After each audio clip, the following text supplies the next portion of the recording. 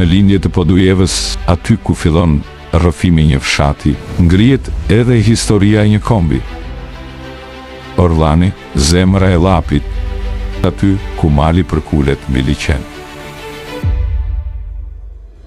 Fshat që mban në krahëror historinë, krenarinë dhe emrin e një prej bijve më të mëdhenj të Kosovës, Zahir Pajazit.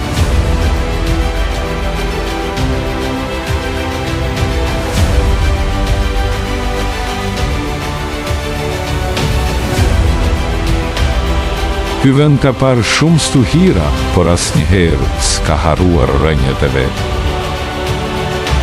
Këtu ndër male e kroje, njerëzit kanë jetuar me nder, me punë e me dashuri për tokë. Por një ditë, prej këtij fshati, nga një familje thjeshtë e ndershme, u ngrit një djalë që do ta ndryshonte historinë e Kosovës.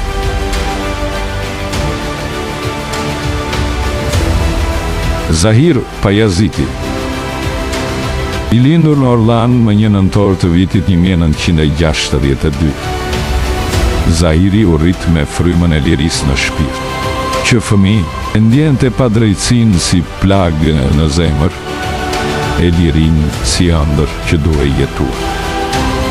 Me maturi, me guxim e me dashuri për atë dheun, ai u bë një ndër organizatorët e parë të qendresës shqiptare.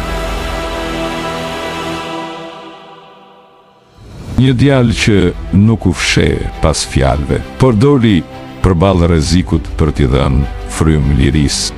Më 31 janar 1997, Zahiri ra heroikisht bashkë me shokët e tij të idealit, Edmond Hoxha dhe Hakif Zeinullah.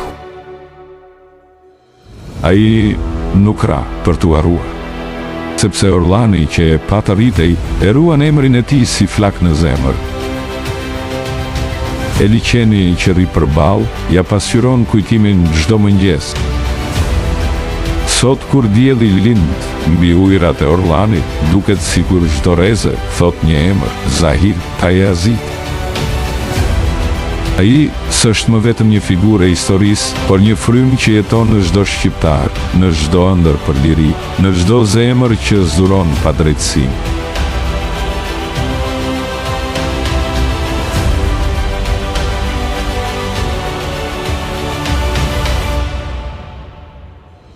Ky është Orllani, fshati që lindi djalin që ndezi dritën e Kosovës. Dhe drita e tij nuk do të shuhet kurrë.